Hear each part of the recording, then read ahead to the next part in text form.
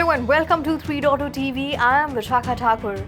Bitcoin fell below $69,000 after wallets belonging to Mt. Gox transferred $9 billion worth of BTC to an unknown address. The transaction is possibly part of a plan to repay creditors by October 31st. BTC dropped as low as $67,680, a decline of over 1.5% in the last 24 hours, following the transfer having climbed above $70,000 on Monday. Bitcoin subsequently seemed to shrug off the dip to reclaim $68,500 during Tuesday Asian morning trade, largely unmoved in the last 24 hours. Well, Solana validators are set to get a little more SOL tokens after a governance proposal to give them 100% of priority fees was passed late Monday with 77% in favor. In the previous model, half of the fees in a priority transaction were erased, while the other half went to the validators. SOL has increased by around 1.15% in the last 24 hours, trading at about $167.70. Most larger cap balls have also turned red today. Ethereum leads this adverse trend with a near 2% drop that has driven it from yesterday's peak at around $3,950 down by $100. Binance Coin, XRP, Doge, Ton, ADA, AVAX, TRX and DOT also have minor losses. Bitcoin Cash has dumped the most from the top 20 alts, losing 4.5% of its value in a day. ARB has dumped by 5.5%, followed by Pepe's 4.4% drop after the meme coin's latest ETF charted yesterday. In contrast, stands Chainlink's Link. The asset has jumped by about 6% in a day and trades above $18 now. The global crypto market cap is $2.57 trillion, a 0.21% increase over the last day. The total crypto market volume over the last 24 hours is $93.54 billion, which makes an 8.19% increase, and the total volume in DeFi is currently $6.47 billion, 6.91% of total crypto market 24-hour volume. The volume of all stablecoins is now $87.43 billion, which is 93.47% of total crypto market 24-hour volume. Bitcoin's dominance is currently 52.55%, a decrease of 0.05% over the day. MicroStrategy CEO Michael Saylor celebrated a significant milestone in the Bitcoin ETF arena, stating that 32 Bitcoin ETFs now hold over 1 Nakamoto of Bitcoin in reserve. The growth of Bitcoin ETFs and their accumulated reserves is evident in the US market, with US-based ETFs emerging as the biggest contributors. In the US, Grayscale's GBTC ETF holds the largest share at 289,040 BTC, while BlackRock's iShares Bitcoin Trust has expanded its reserve to 287,168 BTC from 225 BTC at launch. While other significant contributors include Fidelity's Wise Bitcoin ETF with 161,538 BTC and the ARK21 Shares ETF with 48,503 BTC. Internationally, Bitcoin ETPs have collectively garnered 1 million BTC, solidifying Bitcoin's position as a global investment asset. The strong institutional interest could be a bullish signal for the future trajectory of Bitcoin price, as the supply crunch could occur as the BTC exchange reserve plummets to new lows. Dog-themed tokens have seen a surge in value as GameStop stocks surged over 19% in pre-market trading. Floki and Dog have had 2 Ethereum and Solana blockchain tokens saw 8% and 8% increases respectively. DogeCoin rose 2% in the past 24 hours, while Solana-based Bonk was up 5.5%. Meme tokens often mirror movements in stocks like GameStop and AMC Entertainment Holdings, leading some investors to perceive these movements as signs of euphoria.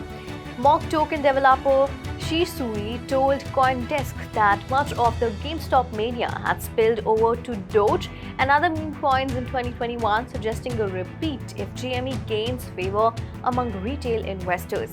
Well, tokens like Doge and Floki had earlier jumped up to 30% in May following a viral post by retail trader Keith Gill, who turned $58,000 into an estimated $50 million between 2019 and 2021 by buying GameStop options. Solana has been trading at the lower boundary of its ascending channel since the beginning of the month, with a decline towards the support line beginning on May 20. The altcoin's value rose to $184 on May 20 following selling activities. However, Sol has witnessed a decline in open positions in the futures market since May 20, with a 4% decrease over the past 7 days. This decline may indicate that market participants are increasingly exiting trading positions without opening new ones.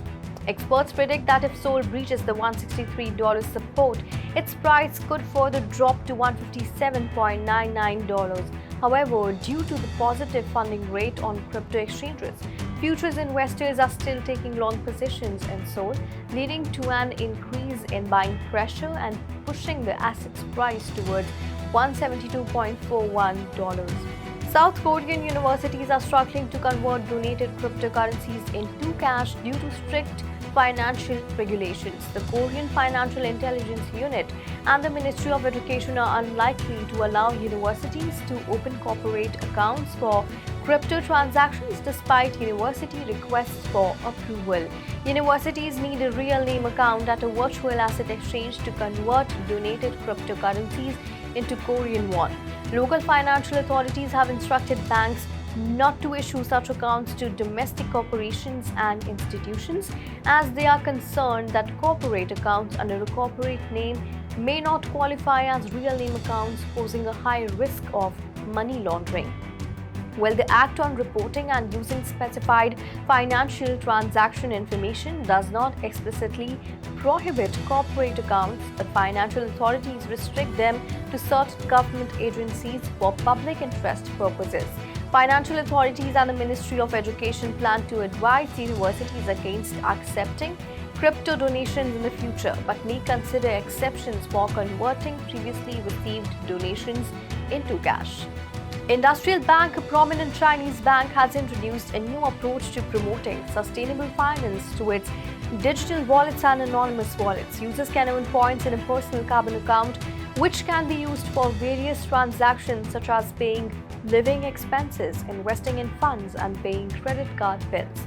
The bank has opened 7.3 million digital wallets, demonstrating the growth of digital banking in China. It has also been a major player in green finance, using its RMB digital currency to fund major projects. The bank has used its CBDC to power the first ever purchase of marine carbon and provided approximately $967 million in loans for green finance projects. This integration of digital and green finance offers complementary advantages, promoting environmental sustainability and improving banking system efficiency. Grayscale's Ether ETF could potentially see an average daily outflow of $110 million, following the trend set by the company's Bitcoin Trust in its first month. This projection follows the approval of spot Ether ETFs by the US SEC last week. Grayscale's Ether Trust has an AUM of $11 billion, and if ETHE sees similar levels of outflows as GBTC, this could result in average daily outflows of $110 million, representing 30% of ETF's average daily volume on Coinbase. While Kaiko researchers suggest that once ETHE transitions to a spot ETF, it is reasonable to expect outflows or redemptions as this discount narrows. The likelihood of SEC approval became more evident last week after several issuers amended their filings to exclude staking. South Korea Science Ministry has announced the creation of a joint AI research lab with New York University. The Global AI Frontier Lab will be led by Chu Kyung-yoon and Yan Li-kun, both professors at New York University. The lab will invite experts from Seoul and Washington to conduct global-level AI research projects and facilitate cooperation between the two countries. The Institution of Information and Communication Technology Planning and Evaluation, the ministry arm spearheading the joint AI lab, is set to recruit South Korean researchers to conduct studies at the research organization. The Pepe token developer team has sold a significant amount of meme tokens, causing a significant price drop today. The Pepe price fell by around 4%, halting its recent upward trend, despite the crypto achieving significant gains in recent weeks due to investor excitement and the rise in Ethereum. The recent sale by the team may shake market confidence. Blockchain monitoring platform Spot On Chain reported that the team sold 21.49 billion Pepe worth $355,000 through Binance and decentralized exchanges following a 130% price increase last month. However, Spot On Chain also reported that the developer team sold 282.2 billion Pepe worth $2.28 million before the price dropped, suggesting that their actions are closely linked to price movements and potentially contribute to volatility.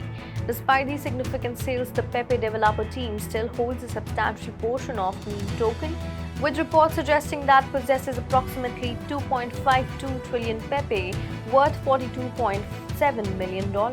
Fan TV, a leading social fi platform, has achieved a significant milestone by onboarding over 1 million new users account on Sui, the Layer 1 blockchain and smart contract platform. This achievement accounts for 48% of the 2.6 million wallet growth on Sui over the last week. Fan TV's integration of Sui marks a pivotal step in the mainstream adoption of blockchain solutions in the content streaming landscape. With over 4 million users and over 20,000 creators, Fan TV's inclusion brings significant growth, onboarding more than 1 million wallets to Sui and solidifying its role in onboarding the masses to Web3. With this achievement, Fan TV plans to shift its focus on global expansion and onboard over 100,000 creators and 10 million users in the next 12 months. Well, that's all in the bulletin today. This is me, Vishakha Thakur, signing off. For more on such updates and market news, please log on to our website www.freeworstv.io or scan the QR code.